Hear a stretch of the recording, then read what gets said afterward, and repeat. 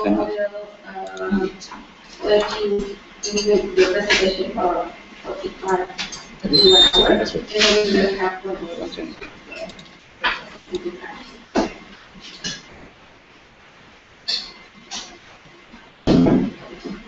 Selamat pagi dan terima kasih banyak kepada Ibu dan terima kasih banyak kepada Pak Asep atas kesempatan dan terima kasih atas hadiran Anda mengganggu selalu sibuk luar biasa di Jakarta. Saya kira tidak ada waktu untuk refleksi sama sekali. Saya selalu di Jakarta, saya selalu di mana ada kesempatan untuk menulis karena luar biasa sekali di sini selalu. Maka terima kasih banyak atas kesempatan ke sini. Saya senang sekali sejak lama boleh dikata fenomena SMERU itu memang ada peranan yang penting sekali sebagai sumber penelitian yang dapat tetapi juga independen dan juga sangat relevan untuk kebijaksanaan pemerintah. Saya kira hal yang penting sekali. Mudah-mudahan dan saya sendiri ke gedung, maaf ya, dan sering ke gedung dulu.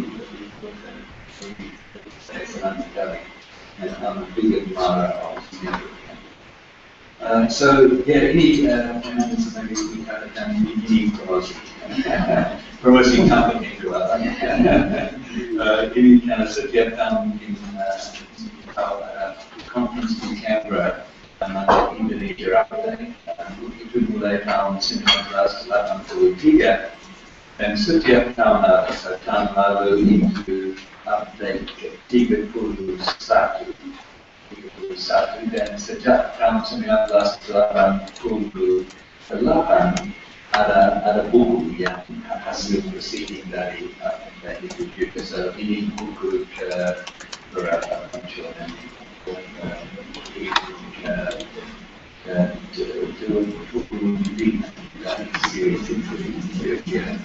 so dan setiap tahun format yang kira-kira sama yaitu mulai dengan political overview tahun yang terakhir dan economic overview.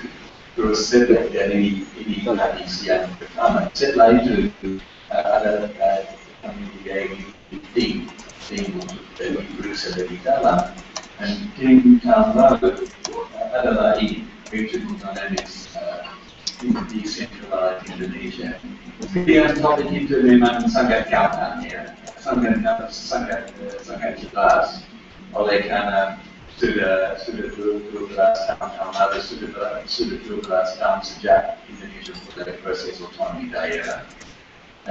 Memang menarik juga karena Indonesia negara kepulauan terbesar di dunia. Tidak Indonesia bukan saja as a national entity, tapi as a series of subnational economies. So the two main analytical questions we were asking were what's been happening to the process of decentralization, the process of autonomy after 12 years, and how is it affecting the shape of the region economy in Indonesia? Apakah ada dampak untuk proses pembangunan ekonomi maupun sosial? So that was the kind of ini boleh dikatakan motivasi tujuan utama. And so hukumnya ini adalah hasil. Memang harus cepat ya kan September dan harus selesai bulan akhir, maka harus cepat sekali. Saya senang sekali ada penulis dari SMERU yaitu Daniel bersama dengan kedua penulis Mark dan Laura.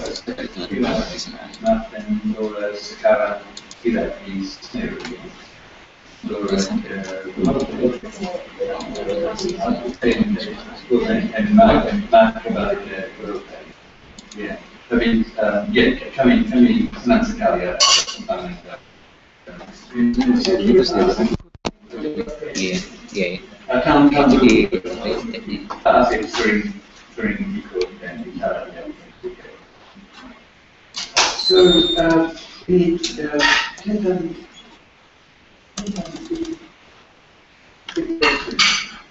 questions. Say, Mark, say. Saya pakai campuran.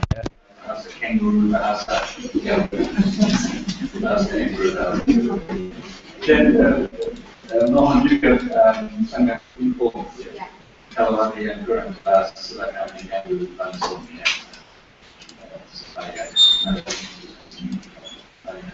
Kalau saya dulu dengan pertanyaan-pertanyaan yang besar, main questions ya. Untuk hukum ini, dan nanti saya coba mencapai bagian dari itu. How have Indonesian regional development dynamics changed sejak ekonomi daerah? Jawaban singkat adalah surprisingly little. Benar ya? Oh, hilang lagi sekarang. Saya akan menjelaskan Tadi benar. Ingat. Coba dulu. How closely do social outcomes, especially poverty incidence and environmental management, correlate with these development dynamics and have the poor regions influenced by these reforms? Bagaimana korelasi antara indikator ekonomi, indikator sosial dan di yang tadi bagi oke yang nenek. Saya malu bicara karena saya tidak tahu anda sudah lihat hasil tes data. Sehingga kira-kira bagaimana.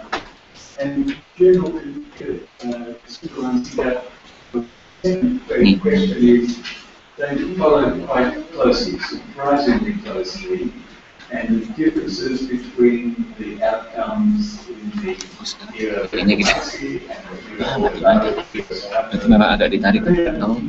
Begitu, memang ada banyak, ada perbedaan tapi mungkin tidak sebesar ekspektasi dulu. So, kira-kira. Yang ketiga, among the main factors shaping the regions, yaitu termasuk kesediaan infrastructure, termasuk boom hasil commodities. How important has decentralization as a kind of driver of regional patterns? Sebetulnya kesimpulan saya kira adalah faktor-faktor lain mungkin lebih penting daripada faktor otonomi daerah, yaitu barangkali boom yang hasil harga ekspor yang tinggi mungkin dari dampak China, barangkali dampaknya lebih besar daripada otonomi, at least in aggregate picture, mungkin not on the ground because on the ground situation agak berbeda. Yang keempat, has decentralization contributed to the strategically important goal of the preservation of the country's territorial integrity, especially sometimes in peripheral regions? So I guess maksud pertanyaan itu is we know this autonomy daerah is not just an economic issue, it's often more importantly a political issue, and we know from the experience of countries decentralizing not just economics, they're often much more politics than economics, and therefore the criteria for evaluating decentralization programs should be as much political as economic. And so one of the political questions is, does it preserve the territorial integrity of Indonesia? Remembering that when in 1999, May 1999, when the two bills were passed, there were some concerns about Indonesia's territorial integrity, you know, the issue of Papua, Aceh and Timor and so on. So that question, I think, jawabnya sangat jelas. Yeah, it's contributed a great deal. Indonesia's much more peaceful regionally than it was before. Yeah. Yang kelima, how have population mobility, labour market integration, urbanisation been affected by these changes? Kesimpulan, again, secara singkat, is not as much as might have been expected. Yet, if we look at the labour market and the demographic patterns, the continuities antara era sekarang dan era dulu mungkin lebih penting daripada perbedaan. So, nomor 6, how are the reforms working in practice? well, saya kira di sini ada banyak ahli hal jauh lebih banyak daripada saya, tapi kesimpulan singkat dari penulis-penulis dalam buku ini adalah memang masih work in progress, and sampai sekarang the record doesn't follow the record of the theory of the textbook, huh? So it's still, that's perhaps the biggest issue of reform which is needed. So ini keenam pertanyaan yang mungkin terbesar, dan ini kesimpulan singkat, maka silakan mulai tidur kalau mau sekarang ya. Yang lain saya akan menjelaskan lebih dalam ya. Just sedikit. So, I'll come back to him in a minute. So this is the daftar penulis. Yeah. So buku itu mulai dengan historical, economic, political, social patterns. So that's boleh dikata semacam overview. Ini setiap bab dan penulis. Ada nama yang saya kira cukup terkenal di sini juga. Yang kedua adalah governance. Ini juga ada 4 bab tentang various aspects of governance, ya. Yang ketiga is perspektifnya dari lokal, dan ini termasuk bab oleh Pak Dano. Ada juga tentang PN, ada juga tentang ekologi, ya, dampak ekologi yang penting. Yang bagian keempat adalah tentang migrasi, perkotaan, proses urbanisasi dan connectivity. So termasuk 4 chapter, termasuk juga studi kasus Jakarta Raya, karena ini tentu saja ekonomi daerah yang terpenting di Indonesia, kalau hampir 1/4 dari ekonomi Indonesia secara makro, ya. Dan juga tentang infrastruktur. Dan yang kelima adalah beberapa studi kasus daerah yang jauh dari pusat, yaitu ada 2 bab tentang Papua dan 2 bab tentang Aceh. Kedua-duanya baik dari segi political developments maupun dari segi economic developments. Dan kawan kita yang sayang meninggal dunia, ya, Bapak Tekianwi, yang dulu dia Chair of Supervisory Board SMERU, ya, dan dia kawan yang mentor yang paling penting buat beberapa penulis di buku ini, termasuk saya, ya, dan sebagai kita tahu dia meninggal bulan Februari tahun ini, maka buku ini dalam boleh kata menghormati dia, in memory of Bapak Tekianwi, ya. Dia selalu dengan mic, ya. Suka bicara dengan mic.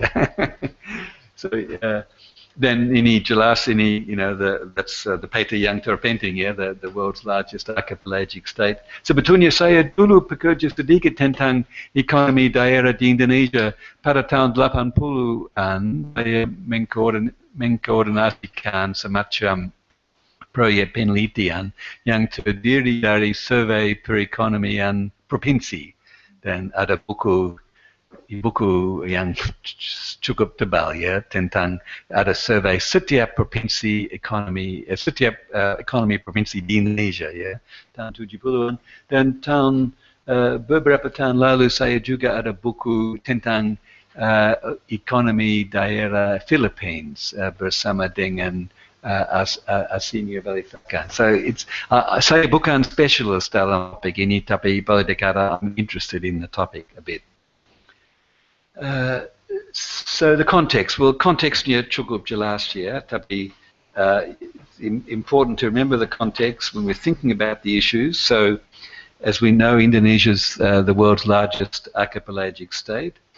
Dan dalam period pada waktu ada krismon dan ada transformasi politik, a very unusual set of events, conjunction of 3 events happening at once. Yang pertama, salah satu krismon yang terbesar di ekonomi dunia in recent times, that is big economic crisis. Yang kedua adalah transisi dari era Suharto sampai ke era democracy. And yang ketiga adalah boleh dikata Big Bang decentralization, yaitu mulai proses otonomi daerah yang cepat sekali. This very unusual period, these three events happening at once. Yeah, if you just had one event happening at the time, it would be a big event. Tapi it was three events happening at once, and that context I think is really important.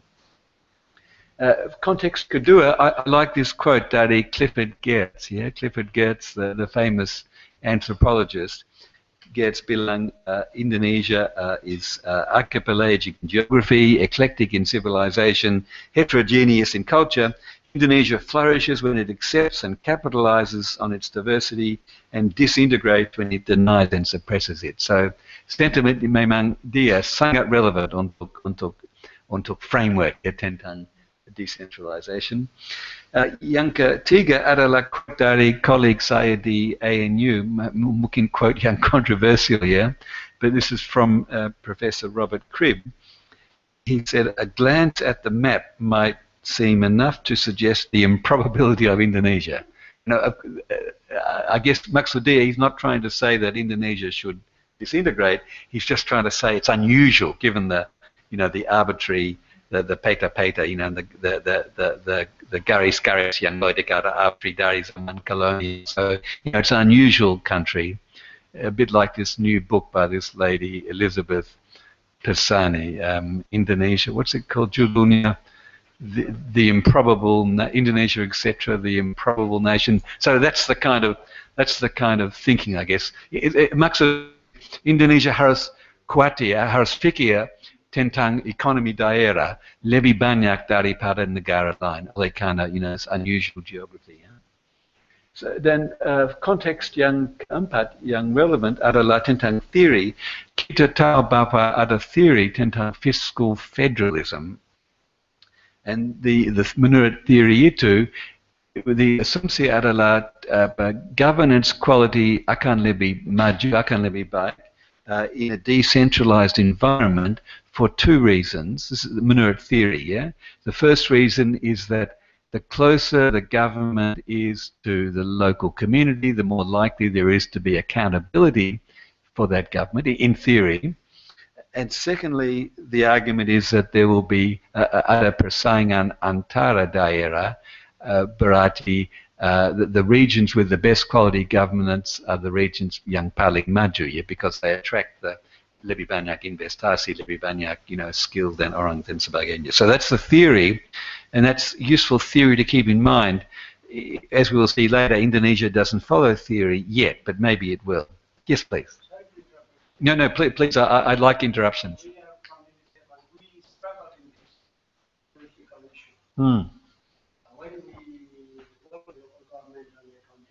Yes. And I would like to see your perspective. Is this theory academic theory, or is this theory was the foundation or the basis for decentralizing Indonesia? Or was the decentralization, motive behind decentralization purely political for national integration? Because there seems to be cultural understanding of the second one. Decentralization was for political purpose, why are you making us literally be back on? I'd like to hear your perspective. Yeah, I'd like to hear the perspective of other participants in the room. But my impression is that, and this is a really important question because it goes to what criteria you use to evaluate the decentralization record. So that's why if the criteria is number 4, that is the preservation of territorial integrity, then clearly the decentralization program is a success. I mean, that is compared to the period before the crisis and during the crisis when there were some questions about, this is the period when, is the question often asked, is Indonesia going to be another Yugoslavia or a Soviet Union? That is, it's so different, will it disintegrate? So if you use that question as the main criteria for evaluating decentralization, obviously it's a great success. If you use criteria like number 6, what's been the quality of local governments, as I'll show later, and as people here know very well, the criteria, according to that criteria, the results are not nearly as impressive. So I think that goes to the central question of how you evaluate this decentralization experiment. Yeah, so a very important point, I think. Maybe we'll come back to this point because I think it's central. Yeah. Any other questions? Please interrupt me, yeah? Or comments. Yes, Ben. Oh, we might come back to this discussion later, as you suggested, but in the context of by what criteria you evaluate the success of decentralization, I think it's also important to point out that it was a reaction to excessive centralization and the concentration of political power. That's right. So, to the extent that it's been able to ensure that it's not possible to concentrate so much political power in the hands of one or a few people, it's also been very successful. That's right, yes, that's a very important point. And in fact, that comes through in the first chapter in the book, in fact. The first chapter in the book by Anne Booth, where I mean the first main chapter, where she actually talks about the history of, Indonesia. Should it be a unitary state? Should it be a federal state? Well, federal state, very unpopular term in Indonesia still for historical reasons, but, what kind of relationship between antara pemerintah pusat, pemerintah daerah? And understandably, Indonesia is still trying to work it out. Even in very settled federal systems like Australia, there's still a lot of discussion on the division of power and resources between the central government and the local government. So Indonesia's really very new in this kind of field because of this history. Yeah. Any other questions or comments? Actually, I should also explain. So what I'm going to do in my presentation is I'm going to take a little bit on bab pertama, that is the introduction to the book, and then sebagian juga dari bab keempat, yeah, looking more detailed at the development record. Dan bab keempat itu bersama dengan Dr. Yogi Widyatama yang mungkin dikenal di sini, salah satu mahasiswa saya dulu di ANU. Okay, so context, the questions. So some of the about kesimpulan utama, yeah. Some of the kesimpulan utama adalah the following, yeah. Yang pertama, the reforms have worked. That is, Indonesia is a democratic state. The economy juga maju dan cukup sehat, maju cepat sebetulnya. And the past threats to territorial disintegration have receded. So, in a way, back to this gentleman's question and related to Ben's question, I guess that's probably the most important conclusion. Yeah, the reforms have kind of worked. Kira-kira. Second, and related to that, secondly, centre-region relations, baik dari segi administrasi maupun dari segi keuangan, have more or less been operationalised. That is, the central local governments are functioning, resource transfers have occurred, the sistem alokasi dana DAU dan DAK dan tambahan juga, dan mulai tahun depan sistem untuk alokasi dana ke desa akan mulai. So the process has already been operationalized, yeah. Tetapi, it hardly matches the textbook case, as we know, yeah. The evidence on whether local services quality have improved suggests not a lot. That is, compared to the counterfactual of what the services would have been like in the old system. And so inherently we don't know exactly what the counterfactual is.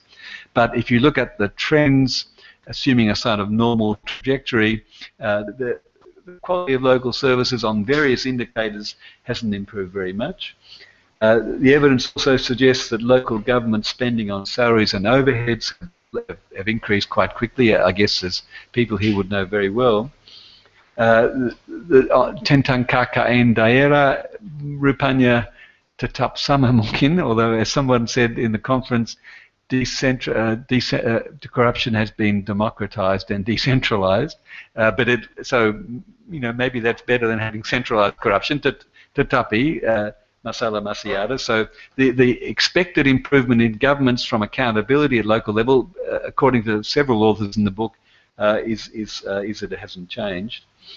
It's just become, in a sense, more decentralized. And there is a theory on corruption which says the only thing worse than organised corruption is disorganised corruption. That is, it creates uncertainty in the kind of, in the business commercial environment. You don't know who to pay, how much to pay, what the expected outcome is going to be. Factor kesimpulan yang keempat, pemekaran. Of course, that continues unabated. My impression is that's one of the most serious problems, and I guess it's built into the system. Both the political incentives and the financial incentives are very powerful, and they explain a lot of the process of pemekaran. And finally, infrastructure bottlenecks are becoming increasingly serious. So the expectation that you would get a better quality government local government providing better quality infrastructure doesn't seem to have been realised. So that's the second general conclusion. The question is, muncul pertanyaan adalah apakah ada kalau kesimpulan satu, kesimpulan dua mereka tidak setuju, are they in conflict? And I guess kesimpulan adalah tidak. They're not necessarily in conflict. In a sense, electors can, in democracy, can kick out a government they don't like.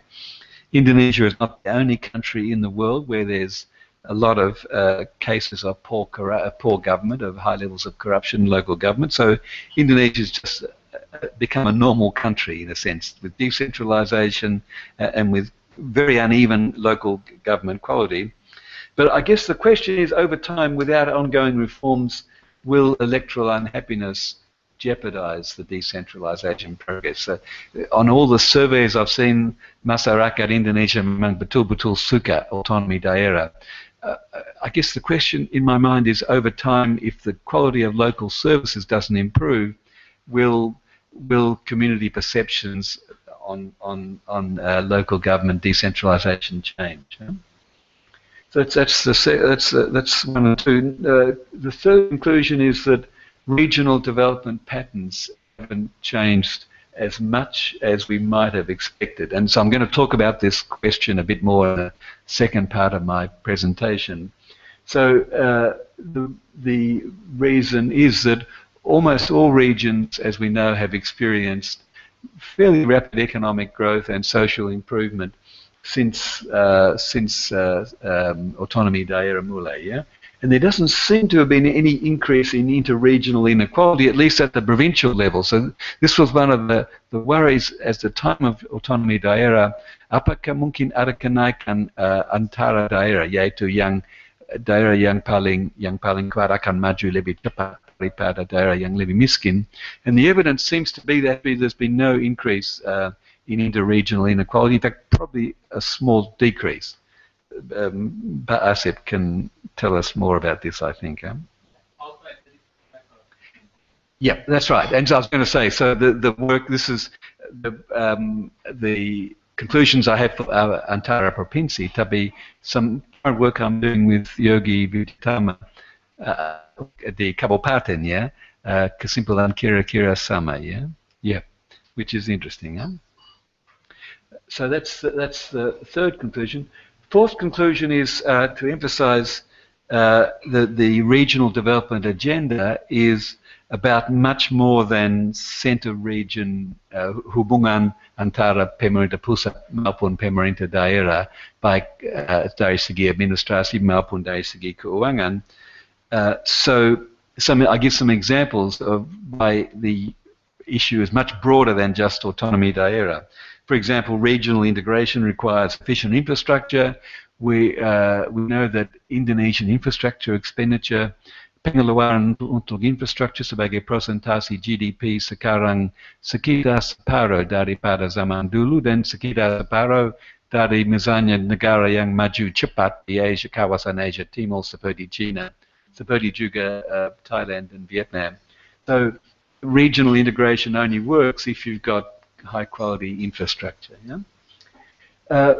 The second point is that we have to think about subnational economies not just in domestic context, but we have to think about them also in regional international context. So over time, khusus pada waktu tahun depan akan mulai ASEAN Economic Community bulan Desember tahun depan, secara prinsip itu akan bikin semacam seamless economy antara negara 10 negara ASEAN, and so increasingly we have to think of regional subnational dynamics as not just dalam negeri tapi luar negeri juga.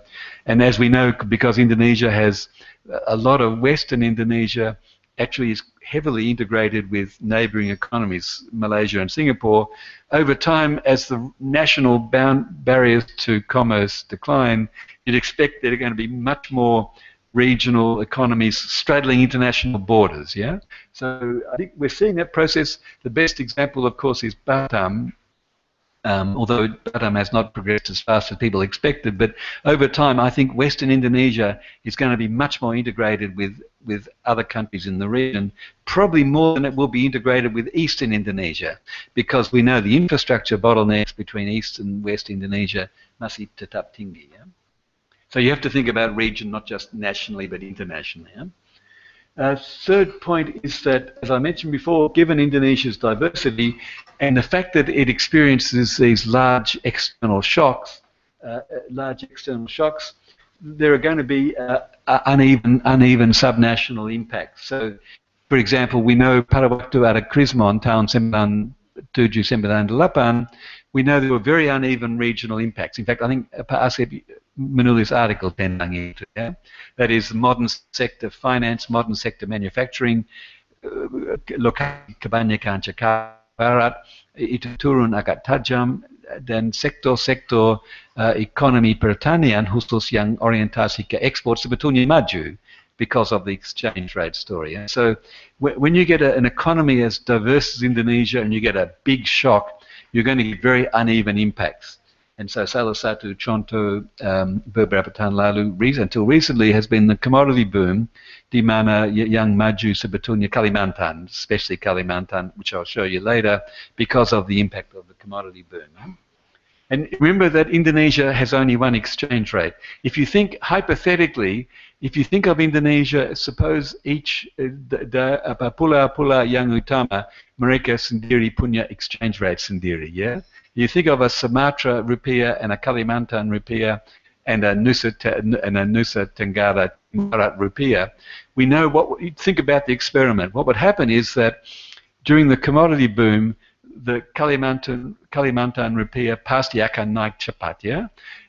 And then the rupiah misalnya Nusa Tenggara Timur Barat, akan turun, yeah? Same sort of debate going on in Australia.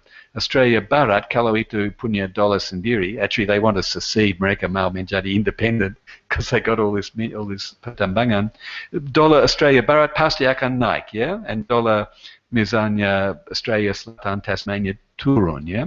So when you get this commodity boom with this large external impact, very uneven across regions, there has to be some adjustment mechanism. If the exchange rate is the same for the one country, that is national exchange rate, which it is, there has to be some other adjustment happening without the exchange rate, and it has to happen mainly through the labour market and through the reallocation of resources. So we have to think about how do these subnational impacts work when you've got one national exchange rate with regions with very different kind of economic circumstances. Contoh saja juga sekarang di Eropa, ya. Eropa punya satu euro, yes, one currency. But during the European crisis, if Portugal and Italy and Greece had their own euro, and Germany had its own euro, German euro would akan naik tajam, then the other one, the Selatan, akan turun, yeah? So if you don't have an exchange rate adjustment, you've got to have some other kind of adjustment for this external shock. Huh? So that's another general point. A fourth general conclusion is, as we know, each region faces unique kind of circumstances, and in the book, of course, the region which stands out as really different from the rest of the country is Papua, yeah, which I guess is obvious to this audience, but on every indicator, Papua is boleh dikata satu perpetualian, maaf, yeah. So it's always the exception, and I'll discuss that a bit later in the book. So it seems to me that the biggest subnational challenge is really Papua, obviously. Pemekaran I mentioned, and the village law I've mentioned already a little bit as well, yeah. Another point just to think about is when we think about subnational development issues, there's now a big literature arguing that the main dynamics of development in every country is going to be at the city or municipal or local level. Mengapa itu? Karena to the extent that ada convergence on the key policy areas, that is, countries are kind of converging in the sense they're becoming more open economies, open to the global economy. Countries' exchange rates often are converging, so Europe just has one exchange rate. Some of the big currencies, there's pressure for convergence of currencies, and economies are becoming, and macro policy is becoming is converging across countries. That is, you don't have the big variations in inflation rates between countries. So you've got this sort of global convergence on macro policy and increasingly on trade and investment policy. So that means that these are the policy levers which are controlled by the national governments, not by local governments. So once the national government policy levers are converging across countries, the real dynamism, the real action is going to be at the local level. This is the kind of theory. There are books written about, cities are the future of the global economy. That is, the quality of local level government is going to drive a lot of the economic and social outcomes. So if you think about it in the Indonesian context, then it's clear that different regions are going to face very different challenges, always in the context of one country with the same sort of national policies, but a lot of different regional policies. So contoh saja, ya, Jabotabek. I used to say Jabotabek. That was easier, yeah. Jakarta Raya. So clearly, Jakarta has just special challenges. Yeah, challenges which you wouldn't face in any other local government, local area, at least to the same extent. So, as we know, it's infrastructure, air pollution, shrinking green space. So these are problems really for Jakarta and Surabaya and Bandung and others, but mainly Jakarta. But if you think about Papua, if you ask yourself the question, in each case, what is the major development challenge? For Papua, it seems to me the major development challenge is when you've got in the kedua provinsi Papua, satu perusahaan memproduksikan hampir separuh jumlah GDP untuk setiap provinsi, yaitu Freeport for Papua and BP untuk Papua Barat.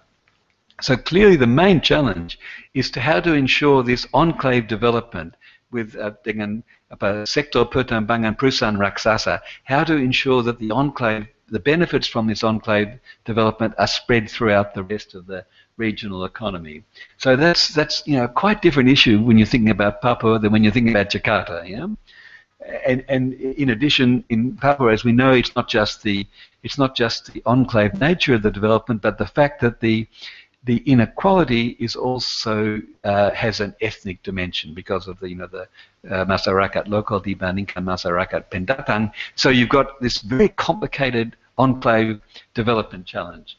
In addition, also you've got isolation and you've got political problems. So the problems for Papua. If you're thinking about, we have in development economics, we've got a textbook approach. We think in our head, right? We think of the things which drive economic development. But when you think about it in these cases, they're really quite different issues. Yeah, Jakarta, Papua, misalnya. Then if you think about sebagai contoh ketiga, daerah dengan orientasi industri yang keluar negeri, ke ekspor. So there you think about the regions, for example, Jawa Barat, Jawa Timur, dan Batam. What do they need? What are the main development challenges for these regions? Well, they're different again, and obviously these are regions oleh karena faktor yang terpenting ada persaingan internasional. They're competing against pabrik-pabrik dari Thailand, dari Vietnam, dari China pantai daerah timur. So they're facing very different kind of challenges again.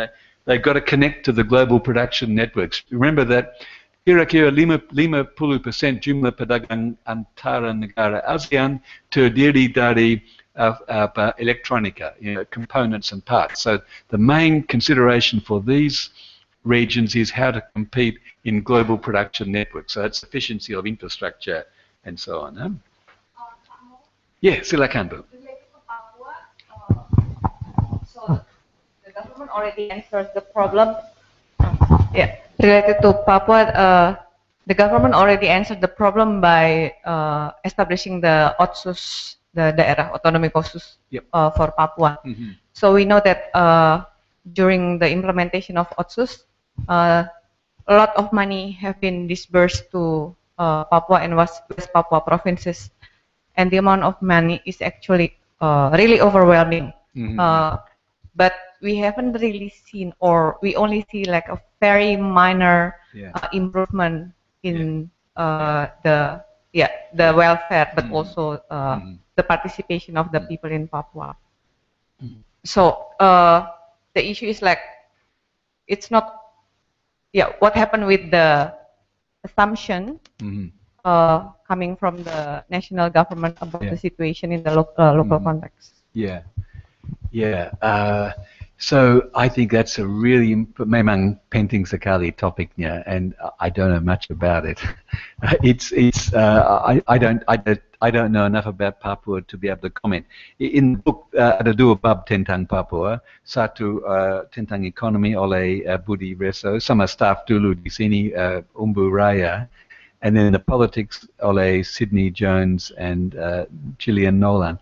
So my impression is that you've got this really difficult interaction between both the politics and the economics, and it's a special case. I mean, we can perhaps discuss in more detail. The chapter by Budi Reso and Kawan is really comprehensive, but also very pessimistic, actually.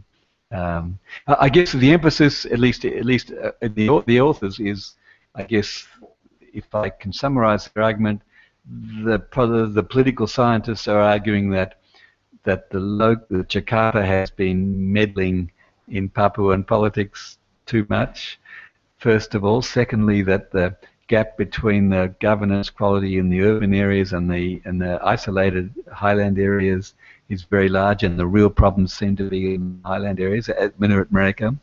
And thirdly, that because the education levels are so poor in the isolated areas, it's very difficult to enable the highlanders to participate in the stronger economies, in the urban areas and the mining sector. But I think other people here know much more about Papua than me. But they're the kind of conclusions, I think, which come from the Papua chapters. But if anyone else knows Papua better than me, which probably everybody does, please comment. I won't claim to know Papua better than you, but I've been to Papua, into some remote areas too. UNICEF, I've been involved in Papua for some time. I'm personally involved with the agencies that you mentioned.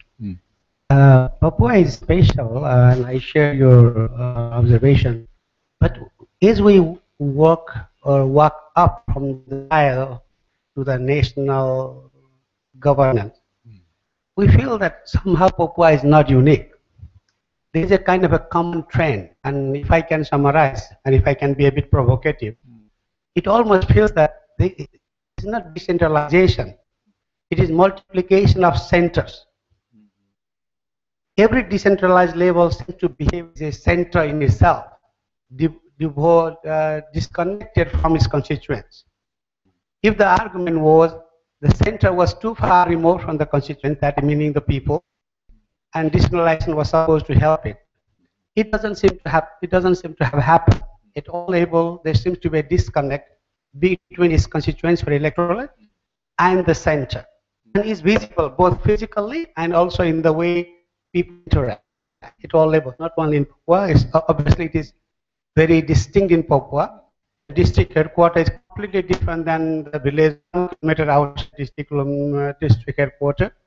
The Bupati's office is 200 times different than the education office, so it's very distinct in Papua. But the strand, the common thread of multiple centers seems to be everywhere. But I am just being provocative. I know I don't claim to know anything about decentralization. I think the Papua case is a good illustration of the complexity of a very isolated region which is resource rich and which is isolated from the mainstream of the country politically and often ethnically and religiously. So the best comparison I can think of for Papua in ASEAN is Mindanao. So Mindanao, the region called Autonomous Region of Muslim Mindanao, in some ways shares a lot of similarity with Papua, in the sense that it's isolated, geographically isolated from the mainstream. In the case of most of the Western Mindanao, it's Muslim in a predominantly Christian country. It's also got resource-rich. It's quite a resource-rich region. And as we know, Mindanao, especially the arm, has had a conflict now for 100 years, but very serious conflict in the past 30 years.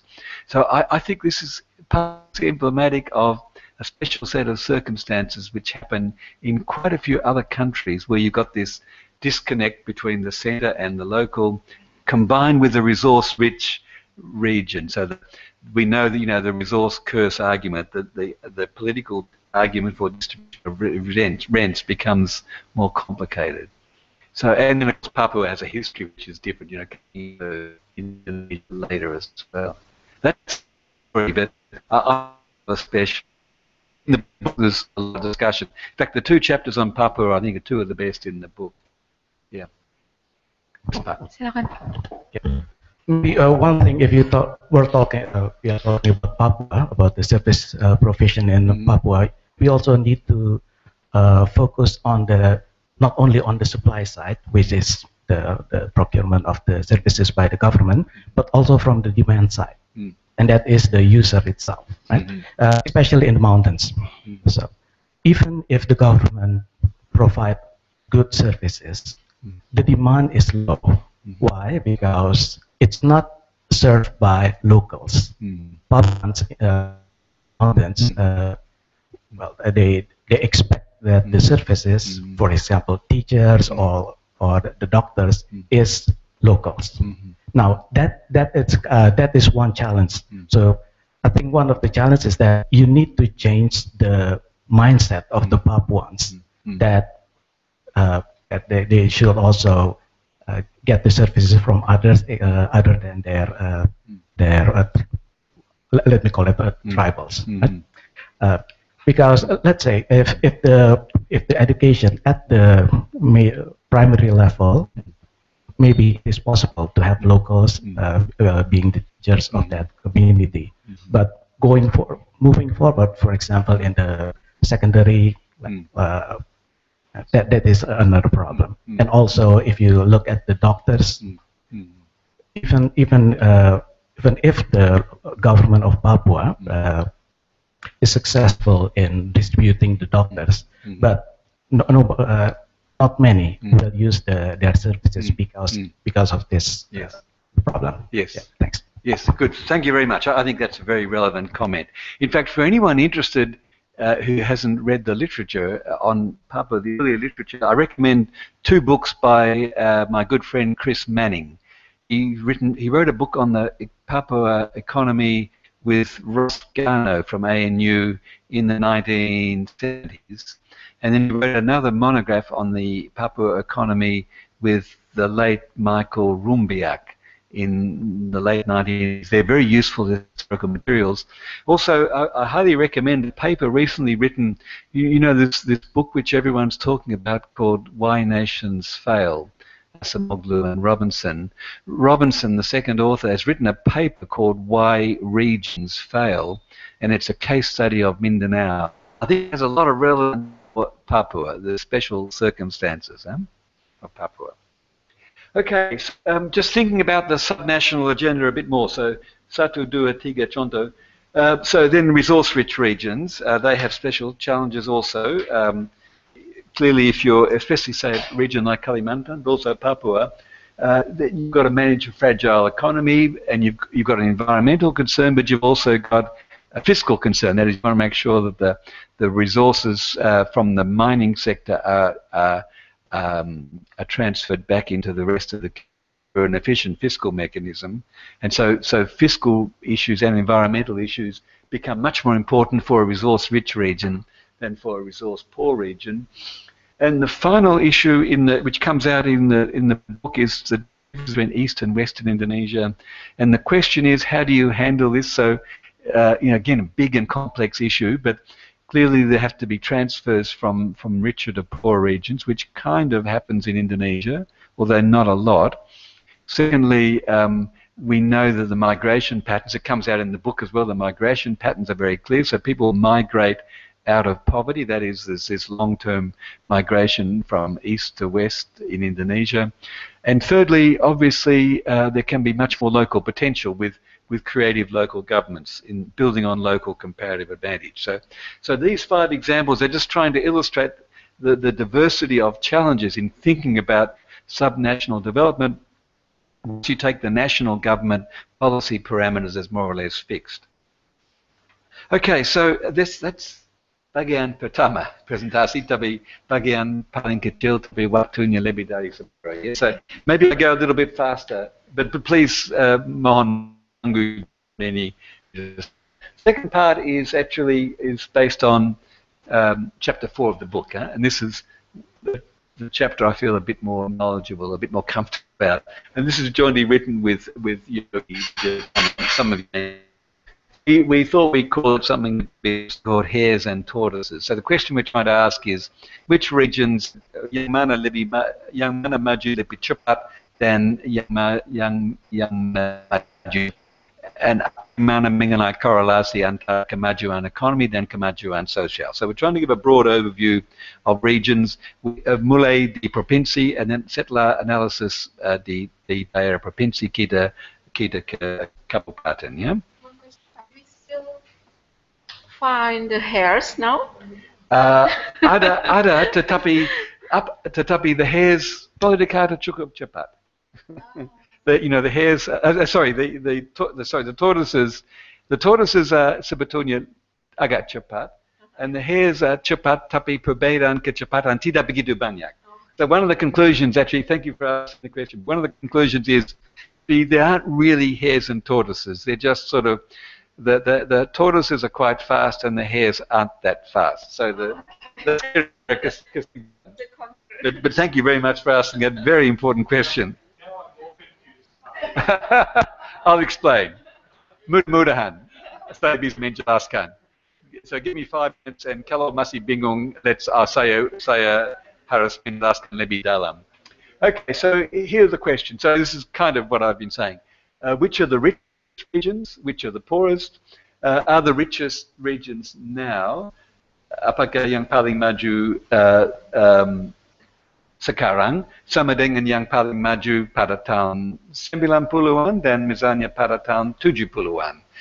Remember, kita ada data dari BPS, data daerah, statistik daerah, kira-kira mulai tahun 1975, yaitu sebelum itu there weren't any regional account for Indonesia. Right? There was ada statistik daerah, but not production and regional account. So we have a story, ada gambaran yang sekitar 4 tahun. These two, miskin dulu, miskin sekarang, yang maju sekarang, miskin dulu, that kind of question. What's happening to inequality antara daerah, yaitu apakah lebih besar, lebih kecil?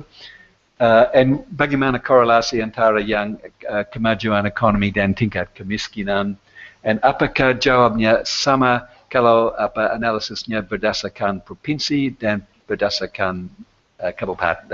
They're the kind of questions. And also, is there a turning point pada tahun 2001? Yeah. So they're the kind of questions I'm going to try and answer. Yeah. Walaupun waktunya terbatas. So I'll go a bit quicker. Yeah. Okay. So here's the general story. We know this sort of story. Actually, I really like the quote by mantan Menlu yang meninggal, ya, Ali Alatas. You remember he quote? Seringkali saya dengar dia, President Charles de Gaulle dari Perancis bilang, how can you govern a country which makes 240 different kinds of cheese? So Indonesia is a bit like that, yeah. So I like that quote. Remember juga perbedaan antara daerah Indonesia salah satu yang terbesar di dunia, right? So the pendapatan daerah yang paling maju menurut provinsi sekitar 15 kali lebih tinggi daripada provinsi yang paling miskin, ya. 15 ke 1.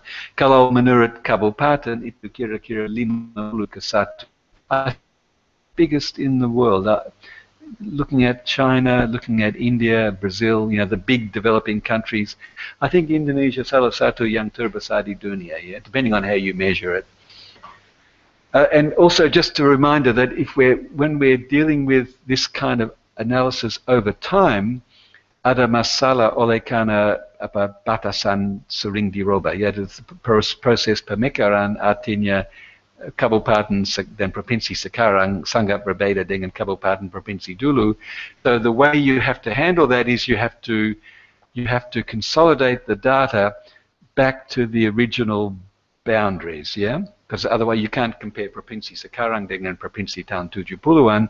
So the provincial analysis is based on jumlah provinsi 26, yaitu 27 pada waktu zaman Soeharto, kecuali Timur Tengah. Timur Timur, not Timur Tengah. Timur.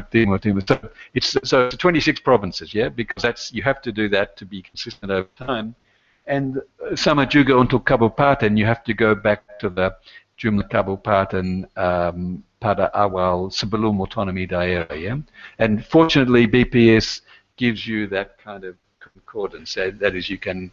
So it's a big job, as some of you will know, I think, how to convert the data back to the original boundaries. Otherwise, you can't do this kind of analysis, yeah. Okay, so what's the story? So I'll just sort of quick story, I guess, to begin with. So first of all, this is proportion of total economy. I think everyone knows this story. Mulai dengan Kepulauan Utama, yeah, the big island groups. So what do you see? So reasonably stable shares. This is shares of total of national income. Reasonably stable shares. Kecuali Jakarta. Jakarta rises a lot, you know, compared to the 1970s. Jakarta's rising. And of course, Jakarta's share is understated in this analysis. I'll talk about this later if I have time, because obviously Jakarta Raya jauh lebih besar daripada provinsi DKI Jakarta. So Jakarta rising. Sumatra declines, and that's because pada tahun 70-an sektor minyak di Indonesia sebagai presentasi GDP dulu jauh besar daripada sekarang, dan pada tahun 70-an kebanyakan minyak di Indonesia ada di Sumatra, di Riau. Yeah? So that's the main story. Selain dari itu, the changes aren't that big, yeah. Indonesia bagian timur tetap kecil, Sulawesi agak stabil, yang maju juga Kalimantan, yeah, it's a little bit rising, yeah. That's the kind of big picture, yeah. If you look at the relativities, that is pendapatan per capita menurut pulau dibandingkan nasional, yeah. What's the story? Well, the story is, sebagai saya katakan, if you look at the bottom part of the table, so Sumatra turun, and kebanyakan itu oleh karena minyak. So, tapi masih di atas rata-rata, tapi turun. Java Bali excluding Jakarta naik, tetapi masih di bawah rata-rata nasional, but naik. Jakarta betul-betul naik, ya, dari 2,5 kali lebih tinggi dari nasional pada tahun 75, naik menjadi lebih dari 4 kali lebih tinggi. So that's a clear story of Jakarta rising. In fact, I think Jakarta sekarang makin dekat Bangkok. You know, in Thailand we always thought of Bangkok as being a primate city, you know, a dominant city compared to the rest of the country. I think over time Jakarta is becoming sort of like Bangkok in a way. Huh? So Kalimantan selalu lebih dari rata, you know, commodity economy, and the same Sulawesi dan Indonesia Timur lain dari Sulawesi tetap lebih rendah, Indonesia Timur sebetulnya turun dibandingkan dulu, but actually that termasuk Papua juga, so we have to disaggregate. Very hard to sebagai satu kelompok, Indonesia bagian timur terdiri dari Nusa Tenggara, Timur, Barat, Maluku, Papua, so they're a very diverse group. So that's the general sort of story. So what about at the provincial picture? Banyak angka-angka, too much to talk about, so, but as people say, you can ask me, I'm an economist. So what's the story? Well, it's useful just to think of kelompok. Ya. So saya kira kelompok satu adalah provinsi yang selalu lebih tinggi dari rata-rata, ya. And so that's khusus Jakarta dan Kalimantan Timur selalu, ya.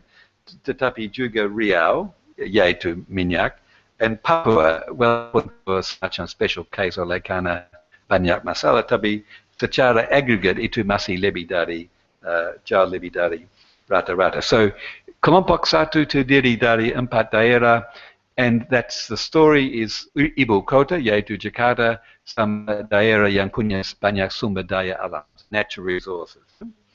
So, kelompok kedua adalah regions which I call them relatively prosperous, yaitu they're always fairly close to the national average, sedikit ke atas, sedikit di bawah, tapi close to the national average. So itu terdiri dari ketiga provinsi Kalimantan lain. So remember, this is the batasan sekarang, so the old boundaries. So that's Kalimantan, Tengah, Barat, dan Selatan.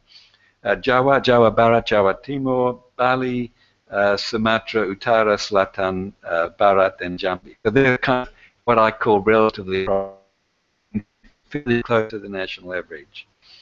Then kelompok ketiga adalah yang boleh dikata moderately poor, biasanya pendapatan per capita antara 50% 7%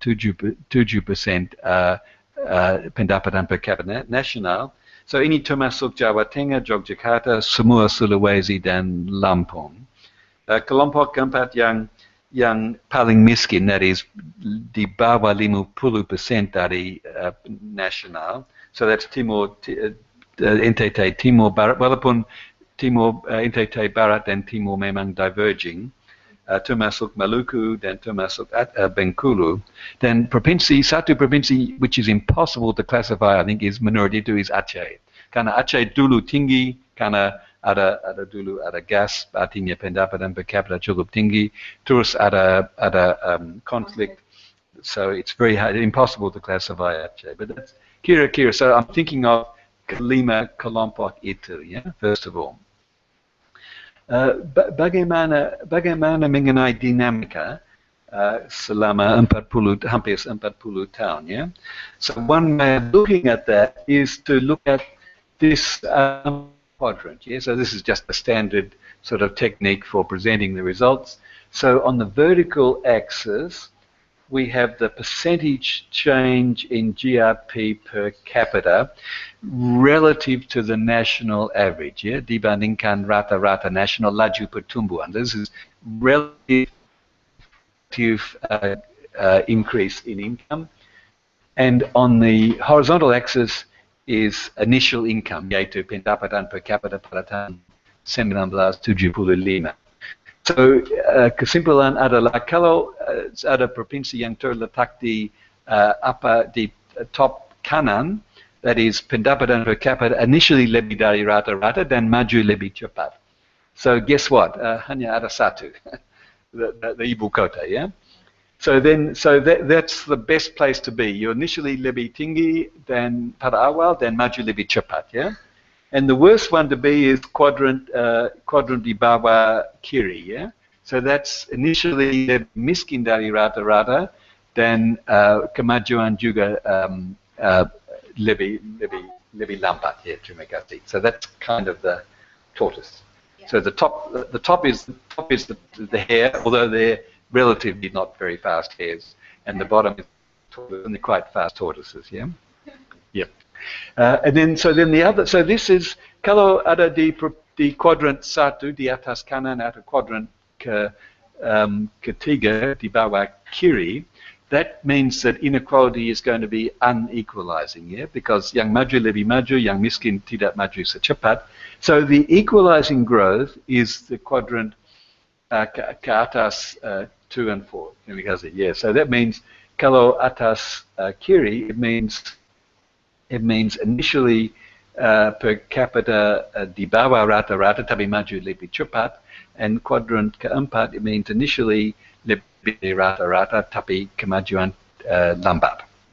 So ada masalah karena ada outliers, ya, yaitu yang betul-betul pendapatan per capita tinggi, so Riau, Jakarta, Kalimantan. So then I do a second one with kecuali yang outliers, yaitu kecuali Kaltim, Riau, Jakarta, just to get a clearer picture. And kesimpulan, just dari gambaran saja, kesimpulan adalah kebanyakan provinsi terletak di boleh dikata kuadran 2 atau 4, yaitu equalizing, yaitu initially lebih rendah tapi maju lebih cepat, that is kuadran ke-2, atau initially lebih tinggi tapi kemajuan tidak agak lambat. Yeah? So that's sort of what I call equalizing growth. And hanya ada 2 provinsi yang di kuadran 1. So they're what I would call the success stories selain dari Jakarta.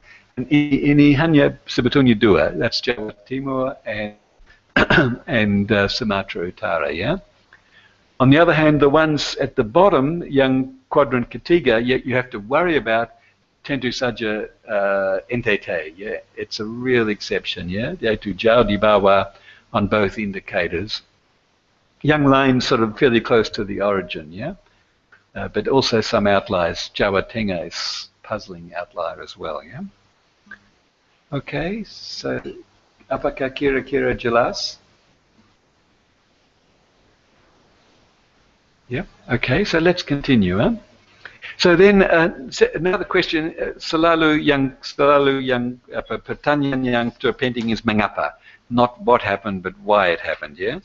So untuk itu, kami tidak ada analisis untuk paper ini. Di paper line ada analysis econometrica, but for this one we're just using a kind of qualitative interpretation, yeah? So what are the kind of factors yang mendorong economy yang maju lebih cepat, yeah? So tentu saja pertama is capital city factor, ibu kota, yeah, Jakarta, a special case. Second one is orientasi ke ekonomi internasional, that is the region yang orientasi ke luar negeri biasanya maju lebih cepat, and that's misalnya Bali because of tourism, and Jawa Barat because of manufacturing, mungkin Kepulauan Riau juga, but we don't have a separate story for Kepulauan Riau because it's still in the old boundaries.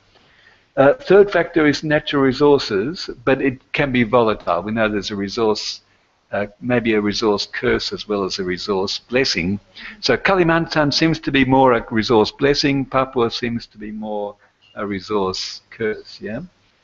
Then a fourth group is what we call sort of strong diversified economies combining several factors. So East Java, North Sumatra seem to include this group there. They've got a manufacturing base, they've got an agricultural base, they've got a service economy.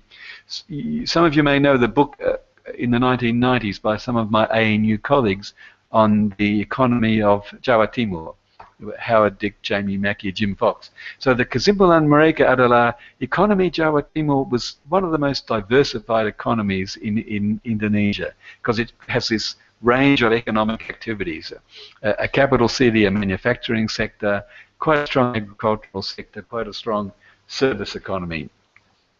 Then a fifth factor obviously is conflict, and that's Maluku. And Maluku, I didn't talk about. You can see Maluku in the bottom there. Yeah, it has the largest relative decline in per capita income. See Maluku in quadrant keempat. Yeah, very low. That's obviously a conflict story, and the Aceh story is a special case also. Initially quite high income, but relatively falling, and that's another conflict story as well. Huh? And then the puzzle of NTT, yeah, that's a kind of, I guess, initial conditions and isolation, maybe geographical factors as well. Yeah. And Jogja is always a puzzle, yeah? So anyway, the two puzzling provinces in Indonesia are Jogja and Papua. You know, Papua, because it's, you know, the disconnect between economic and social, the economic indicators cukup sehat, aggregative, yeah, but the social indicators kurang sehat. And Jogja is the opposite, ya, terbalik, yaitu menurut indikator sosial memang salah satu yang paling maju di Indonesia adalah Jogja, tapi ekonomi menurut indikator ekonomi masih lemah sekali, yeah. So Jogja is also a puzzle, yeah. Okay, so that's the story initially. What about for measuring inequality? So for measuring inequality, we just use the standard measure of inequality, the coefficients of variation. This is across provinces. So this is just the standard formula for measuring the coefficient of inequality. So the higher the figure, the higher the inequality. And so we need to calculate the inequality figure in two series. The first series is menurut pendapatan per capita untuk setiap provinsi. Yang kedua adalah pendapatan per capita untuk setiap provinsi kecuali sektor pertambangan. Because we know when we have these enclaves, we're going to get a very misleading indicator. So we do that for the series, we do that for the inequality series, so ada dua indikator. Regional income per capita, yaitu yang merah, yang biru, the total, and yang regional income per capita kecuali sektor pertambangan. So the kesimpulan itu jelas. Kalau kita pakai total income yang biru, kesimpulan adalah inequality terus makin lama makin kecil, especially during the pada tahun 70-an, tahun 80-an. Remember pada saat itu sektor minyak besar sekali relative dibandingkan sekarang. So what happened to the minyak determines a lot of the interregional story. But if you look at the garis merah, inequality is pretty stable right through the period, yeah? Yaitu sedikit naik, but not much. And yang penting juga, if we look, kalau periksa data sebelum dan sesudah tahun 2001, almost no story, yeah? Yaitu stabil. Baik series biru maupun series merah, yeah? And we also see the two series converging, itu disebabkan oleh sektor minyak makin lama makin kecil. And so it doesn't make much difference. Mulai sekitar tahun 90, doesn't make a lot of difference apakah kita pakai series kedua atau pertama. Oh. Yep, silakan Pak. That looks like 8. Betul, yes. Mm-hmm. Yep. So if you try to make another analysis, let's say take a starting point like 1985, just right before the crisis, how will it change the result of your analysis? Maksud Anda kalau mulai? Yeah, meaning the quadrant analysis. Don't start it at 75 because it was just right. Things are different. 75 and 85. That's a good point. So that's pakai framework itu, tapi mulai tahun misalnya tahun 9.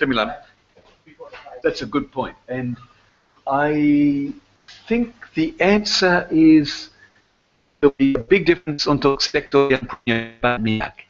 Provinsi yang punya banyak minyak, but the others I don't think so. And we can see a story from looking at this kind of series. So if you look at the story, this is pendapatan per capita untuk setiap provinsi dibandingkan nasional rata-rata, yeah? And so we see that ini Riau ada tahun 75, yeah, that's really unusual, yaitu 15 kali lebih tinggi daripada nasional, ya. Kalau sudah tahun 90, masih tinggi sekali, tapi hanya 5 kali. Ya. And then makin lama perbedaan makin kecil, because of sektor minyak tidak begitu besar sekarang dibandingkan dulu. So I think you'll get the same story kira-kira, but you won't get tidak ada perbedaan tajam. But kami belum memberitahu, we could do it actually. It'd be quite an interesting story to do. So probably you'll get the similar story, and you get a similar story also because if you look at this inequality story, it doesn't change that much from here on. So I think that's probably going to be, in fact growth is probably becoming more equalising now, I guess. Oh, waktunya habis, terima kasih. Okay, so digression. So that's the technical bit of the paper. I'll skip it, because it's calculating. You know, there are two kinds of convergence series you can calculate. So this is the second series. It doesn't make a lot of difference to the results. And oleh karena waktu terbatas, I'll skip it.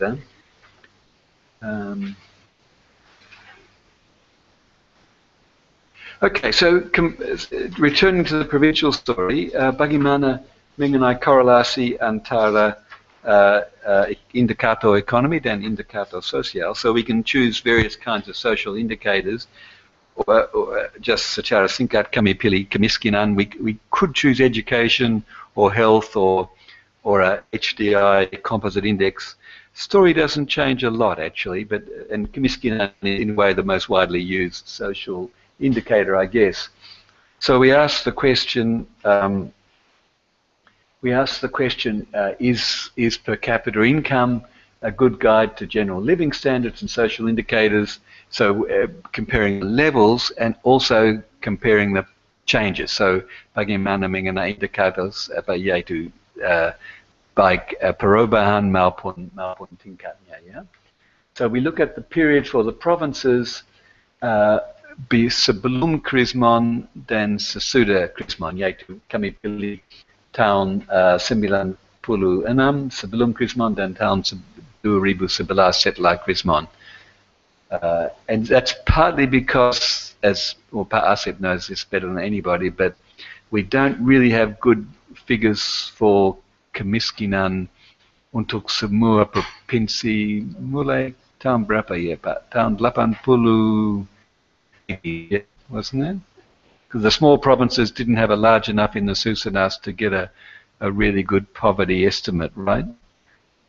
So we could have started this a bit earlier, but it's really pre-crisis we're trying to tell the story. Yeah? So what's the general picture? So again, what we're comparing here is we're comparing on the horizontal axis. We're comparing pendapatan per capita menurut provinsi dibandingkan national rata-rata nasional. Yeah. So in other words, the national is 100. So we're comparing it ada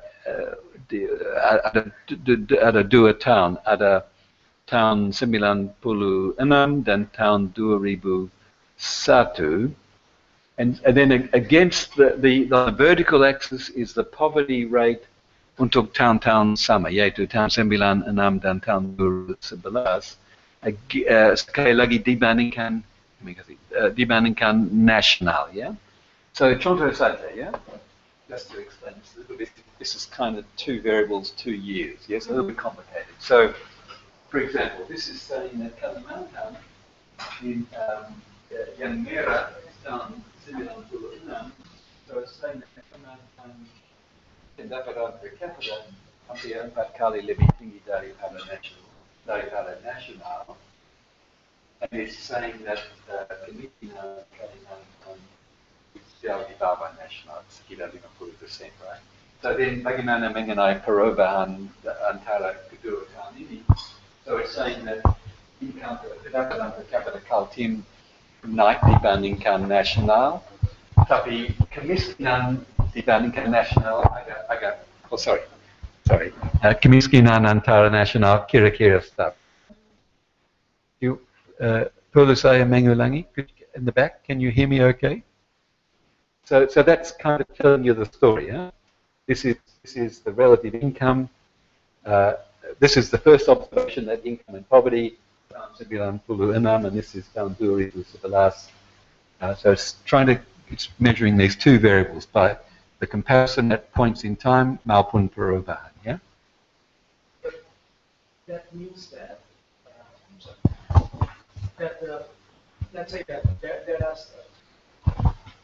the poverty rates decrease fast between 96 and 2011. And in this case, East Kalimantan, the decrease in poverty rates is less than the national average. No, the poverty thing is almost stable. Yeah, almost the same. Yeah, relative. It's more relative. Yeah.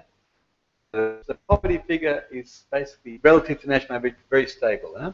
And the income has risen relatively. So let's take another example. So, okay, where's that?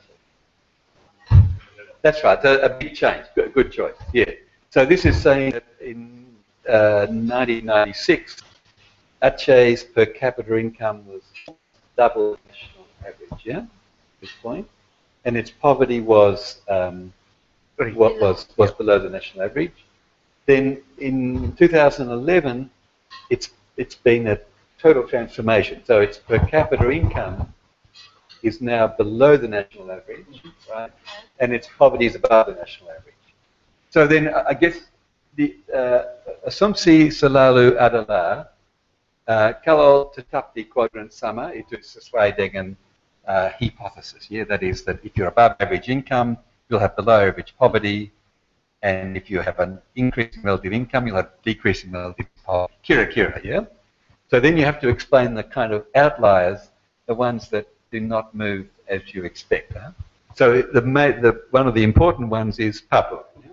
So Papua still has one of the highest per capita incomes, that is relative to national average. Tetapi walaupun masih tinggi, jumlah kemiskinan itu naik. Yeah? So they're the kind of puzzling cases when you get a case like that. Huh? So the other ones, and then the other cases where you get a big movement, these special cases, and they're often the conflict case. So here's Aceh case, here's the Maluku case. Maluku fell quite sharply in per capita income. So they're the kind of big changes that you get. Huh? Okay. So let's talk about this a little bit more. Yeah. So the general picture is the higher the income, the lower the poverty. So they're the cases in the bottom there: Jakarta, Kalimantan Timur, and Riau. Yeah. But there are plenty of exceptions. So Papua is satu perkecualian. It's above average income, but one of the highest poverty rates. So this is the enclave uneven development story.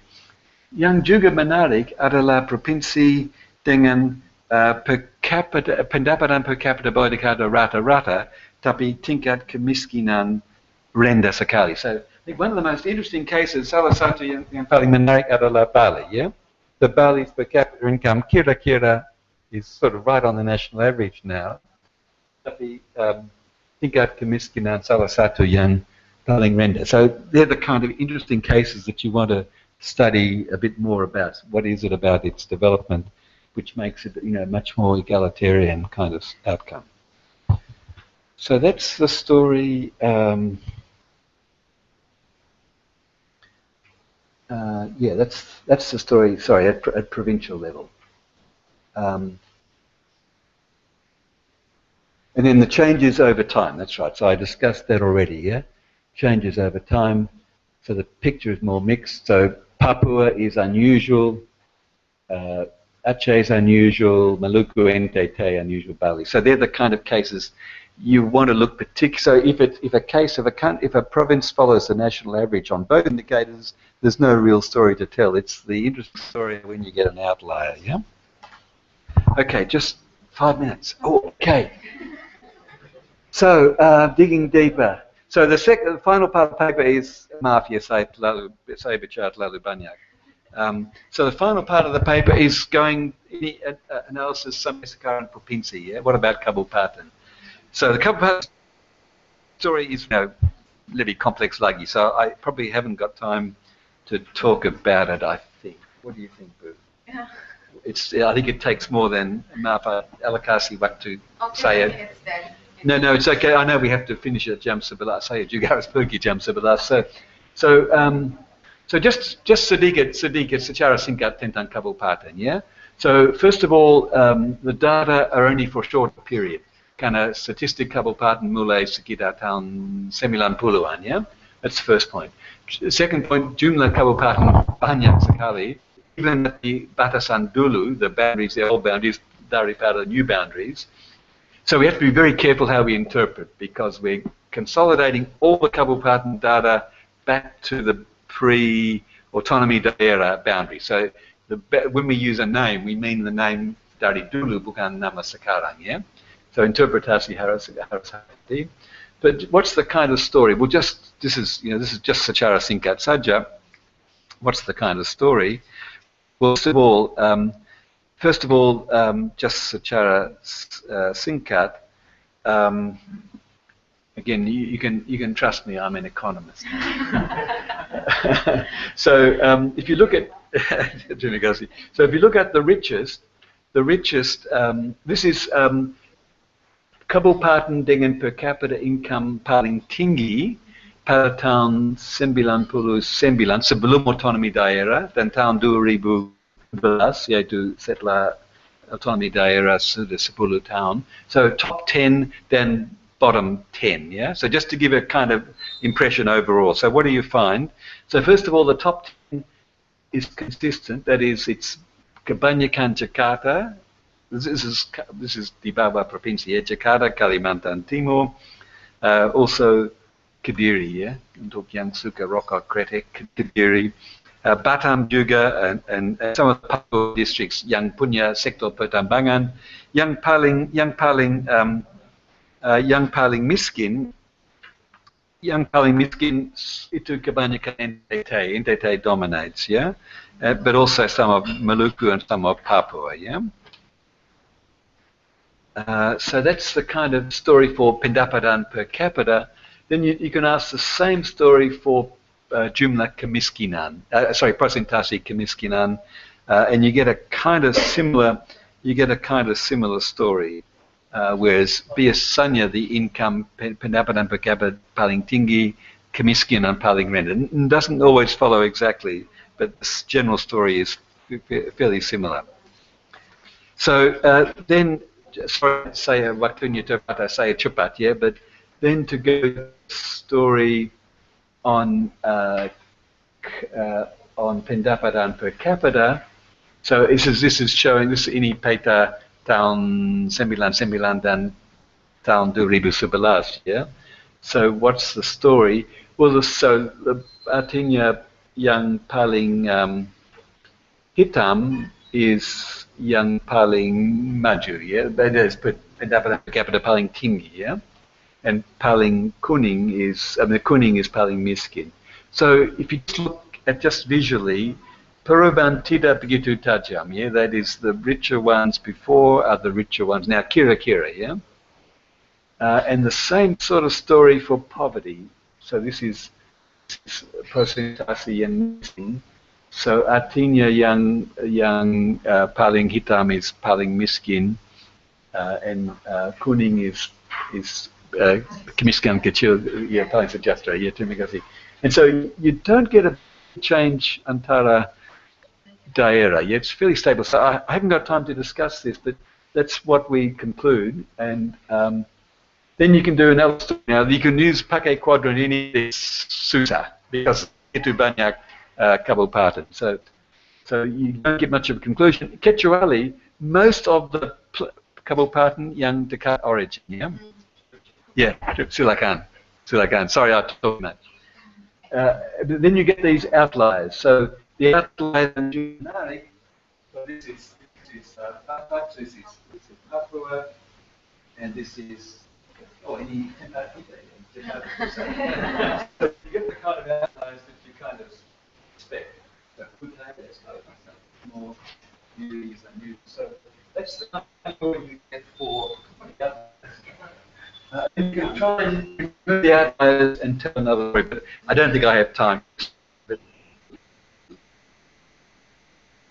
yeah. So, and then the movement. So this is, again, we need more time for this. So I think I better wrap up. Yeah. So kesimpulan utama. Yeah. What are the main conclusions? Well, yang pertama is the continuities. The continuities barangkali yang penting. Pertama, perbedaan antara daerah tinggi sekali.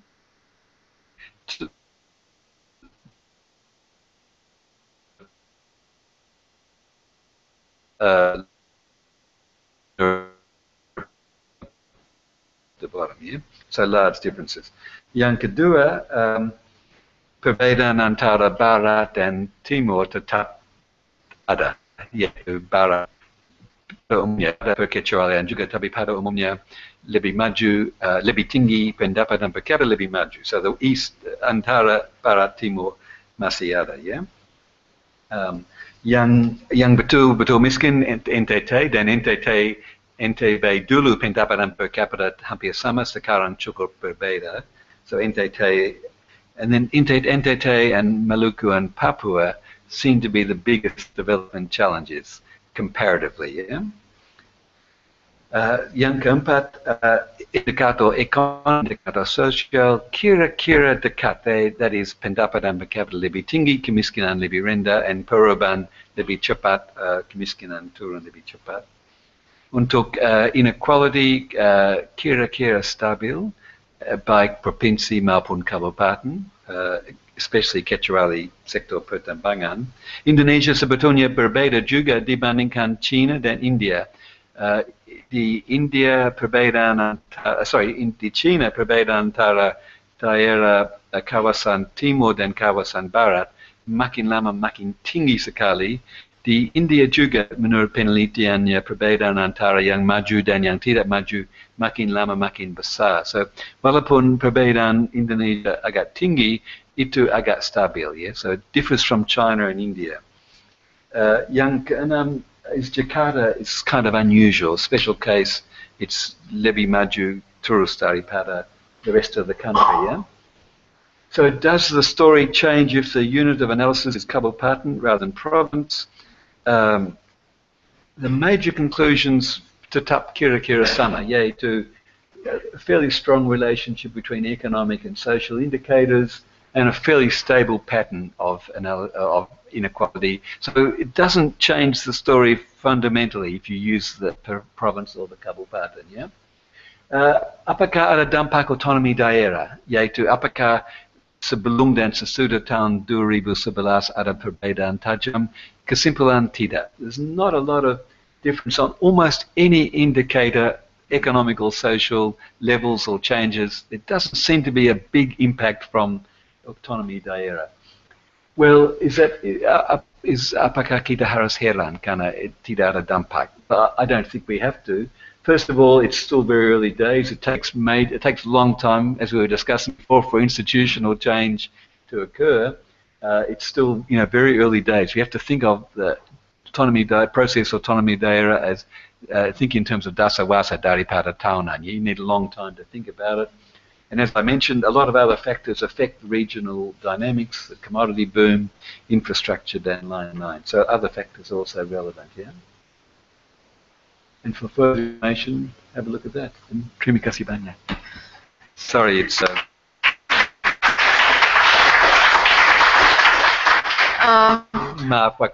Thank you so much, Pak Hal. I think Pak Hal has shown us many surprising facts and figures about regional dynamics after and before decentralized. So I'm sure, I think we still have 5 minutes or 10 minutes, Pak, for discussion. So because I'm sure the audience also has many questions or comments or clarification to Pak Hal. I think I will open for discussion now for 2 or 3 questions. Silakan, Pak.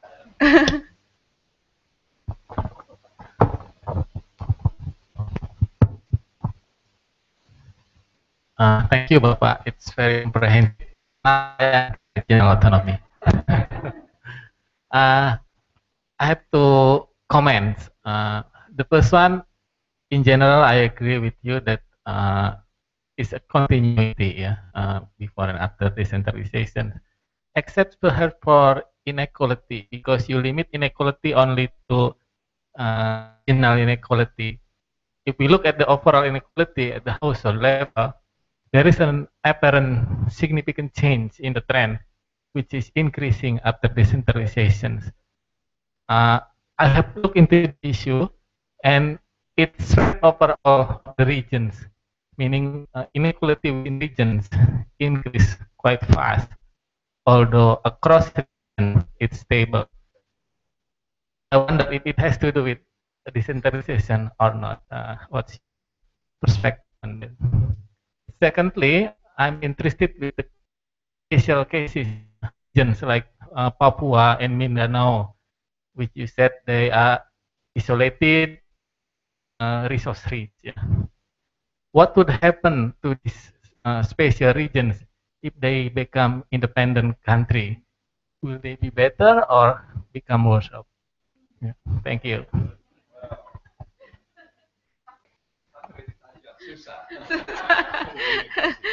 So, saya undang satu atau dua pertanyaan. Bapak dari mana? Saya Dan Patina Sarani, saya dari World Bank. Oke, Pak. Okay, thanks Al. This is a very good presentation. Let me take one case, let's say North Sulawesi, because I just came from North Sulawesi this weekend. What happened there after the decentralization, 2001-6, the growth rate is only less than 4%. Afterward, it grows because they changed the focus of the province from the agriculture to the services. It grows by almost 7%. So that North Sulawesi, yeah, part of this may be because of the change in the governorship. So and likewise, you can see that kind of change in Southeast Sulawesi. Right? It grows from very low, starting from the agriculture. Let's say it's only by 5 to 6%, and all of a sudden, because of the boom of the nickel, it goes up to the 7 to 8% during the 2007-2012. Again, but in Southeast Sulawesi, it goes down because of the ban of the mineral ban policy. So if you take a look at that, Inco or now it's Pale, it's in South Sulawesi. Is in South Sulawesi. So this is Southeast Sulawesi. Most of the Southeast Sulawesi is PT Antam, Aneka Tambang. Right? Yeah. So if you take a look at the periods of the decentralization between 2001 2012, you can see some differences because of the way, let's say, the leadership of that province. Now that is interesting. If you take a look closer, take a closer look at the provincial level, for example. Likewise, it will happen also at the Kabupaten Kota level. For example, Kabupaten Bojonegoro, because of the Cepu block, it's very oil rich. It may increase, the GDP per capita may increase because of the production of the oil. But if you look at the whole provinces, and with that long period, so you don't see the dynamics, right? Maybe that is something that in the future research you can also address that kind of issue. Thank you. Thank you, Pak Dan. Ada lagi mungkin? Silakan Pak. Jangan malu ya. Oke, sedikit saja Pak. Tadi Dari mana Pak? Maaf. Saya dari KPPOD. Oke. Ya, tadi terkait ada satu patron Jogja yang selalu gitu ya. Saya alasan seperti itu kita jelaskan kalau kita menganalisis dengan saya orang Jogja betul. Kalau kita menganalisnya baik kabupaten, kota gitu, dan kita mencoba memisahkan antara kabupaten Jawa dibagi menjadi Jawa bagian utara, Pantura dengan pantai selatan Jawa. Nah, itu akan sangat terlihat perbedaannya bagaimana perkembangan ekonomi daerah-daerah Jawa di pesisir selatan dengan di pesisir utara atau pantai utara begitu. Nah, mungkin analisisnya akan menjadi lebih bisa melengkapi analisis itu ketika kita membaginya ke dalam kabupaten-kabupaten itu, karena barangkali yang satu yang menjelaskan adalah salah satunya adalah infrastruktur dan keterkaitan ekonomi antar wilayah di selatan dan utara itu. Terima kasih. Terima kasih Pak.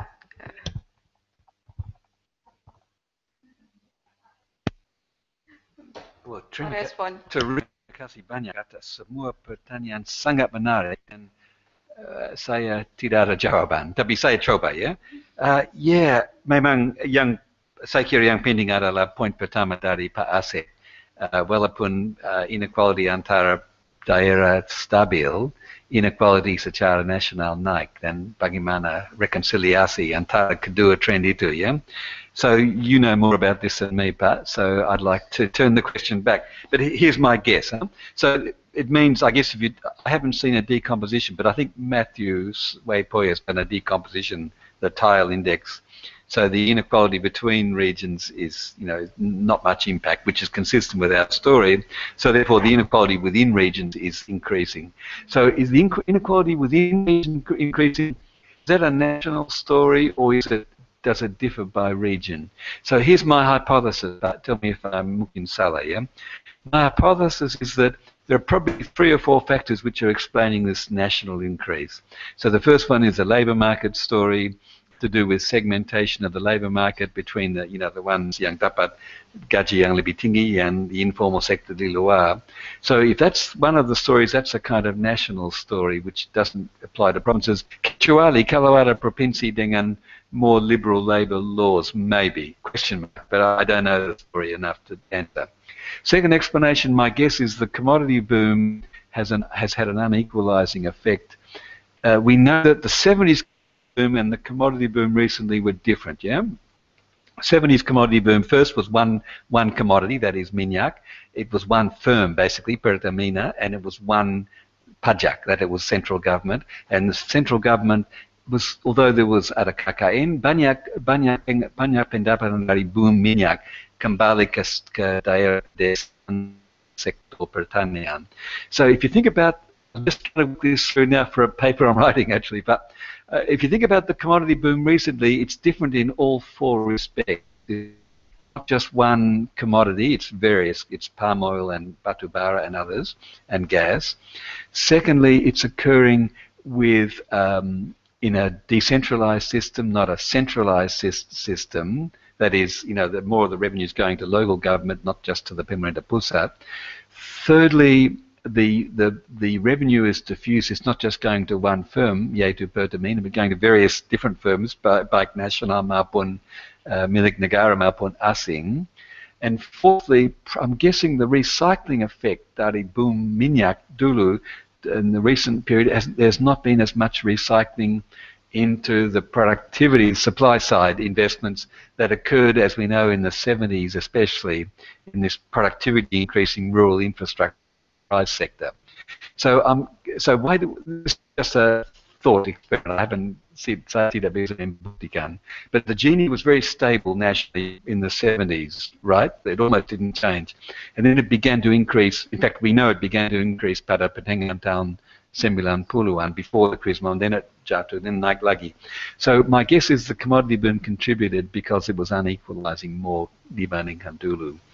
And then the third factor, I'm guessing, is just labour markets, meaning you get these high incomes, more globalist economy, which you probably didn't have in the 70s. That's a speculation, yeah. But if I think about that story, trying to connect it to the regional story, there's not a lot in the regional story. Kecuali the commodity boom impacts have been obviously more localized now than before. So that's my attempt to reconcile it. What do you think, Pat? Or maybe we can discuss that lain kali. But that's my attempt. Papua Mindanao kalau menjadi independent, yes, siapa tahu, yeah.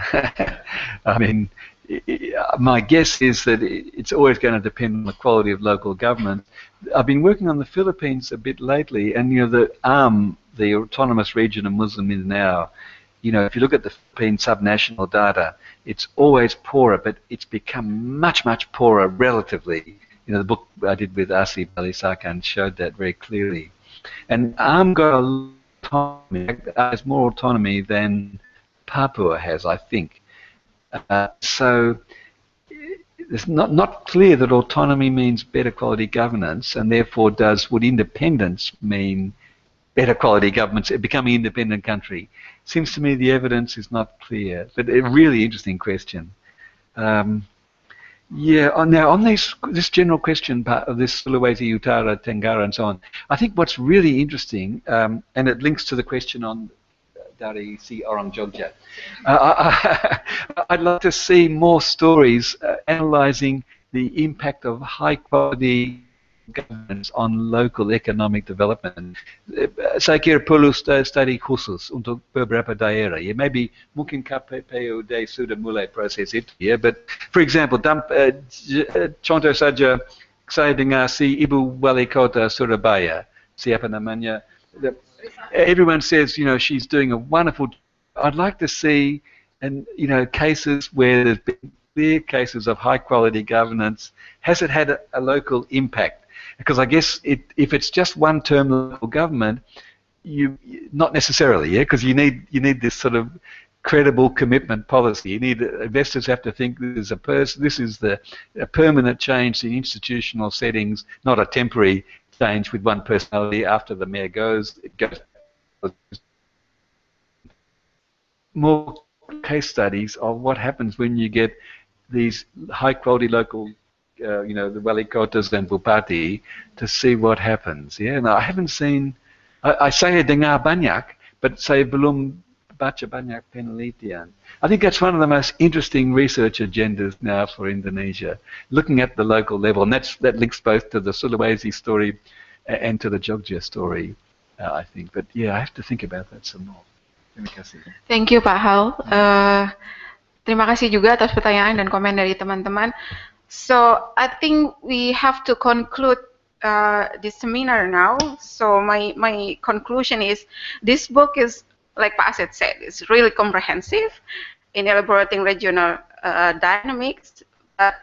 Even though we have kind of mixed impression of decentralization that happens for the last decades in Indonesia. So on the one side we have the optimism, but on the other hand also, you know, many homeworks that we have to face. So my last words will be, like I said before, promotion of the book. Grab these brilliant books from your nearest bookstore, fast and quick. This is a free charge promotion, ya, Pak. So thank you everyone for welcome to SMERU, and thank you Pak Halil to come to SMERU, and don't kapok, Pak. Jangan kapok. Thank you. And terima kasih banyak. And actually, I think you can get the book for free. I can send you the PDF file. Okay. Thank you, Pak. Oke, saya akhiri di sini seminar kita hari ini. Kita menyediakan ada makan siang. Silakan dinikmati bersama nanti sambil diskusi lebih lanjut dengan Pak Harfi. Terima kasih. Assalamualaikum warahmatullahi wabarakatuh.